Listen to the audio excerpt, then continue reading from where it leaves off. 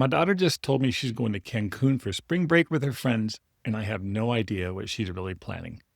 That's what a mom told me, and I could hear the panic in her voice. I'm Dr. Todd, and I've been a clinical psychologist for over 30 years. And I've seen what happens when kids travel without what I call the invisible tether. That tether is not a tracking app or a curfew. It's the relationship that travels with them when you can't. Spring break is coming, and the real safety issue is not the destination. It's whether your child will be honest with you or whether they'll lie to you about where they're going and what they're doing.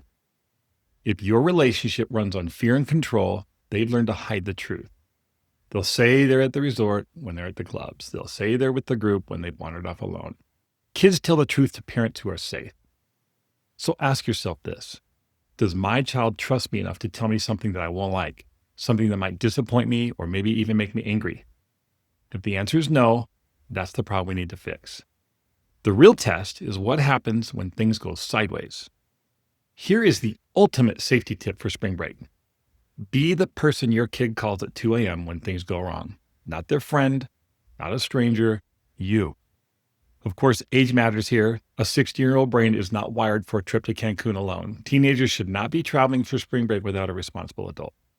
This isn't about control.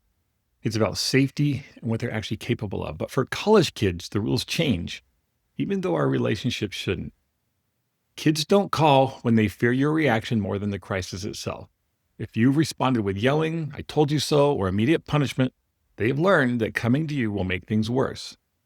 So when something goes wrong, they're going to handle it on their own. And that's when bad situations become dangerous. The fix isn't a lecture before they leave. It's the relationship you've built with them over years. My own kids have told me some very hard things because they knew that I would lead with calmness and problem solving before we ever got to consequences. So before your kids go on spring break, you need a spring break protocol. This is not a list of rules they'll ignore, but it's a safety net you both agree to. Here's what that looks like.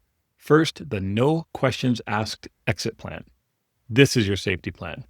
Tell them exactly this: if you feel unsafe, if you need to leave a situation, if you need an Uber at 3 a.m., text me. I will send money. I will help you get out. There will be no lectures and no consequences. I just want you to be safe. We can talk about what happened after you get home.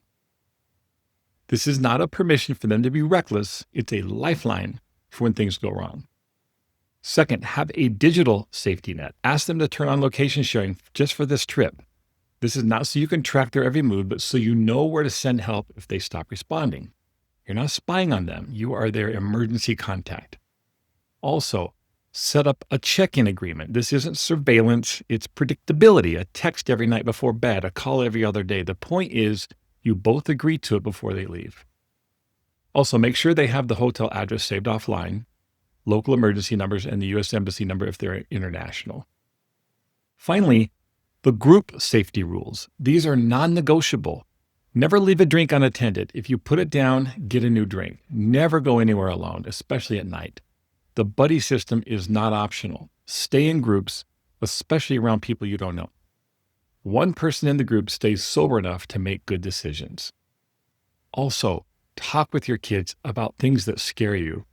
Fentanyl is in everything now, and one pill can kill. If a friend takes something and starts acting strange, call for help immediately. It's better to ruin the trip than to lose a life. I want you to say this exactly. If something goes wrong, I want you to call me. I'm not going to freak out. I'm not going to punish you for telling me. I just want you to be safe. Now, you can only have this conversation if they actually trust you. The spring break protocol isn't just a safety net. It's how you move from being the manager of your child to the consultant for your young adult. Your job this week is to sit down with them and say this: if you get into a mess, I am your first call. You are the most important thing in my life, and my job is to get you safe, not to judge you. Please don't wait to have this conversation the night before they leave. Do it tonight, because the sooner they know you're safe, the sooner they'll start telling you the truth.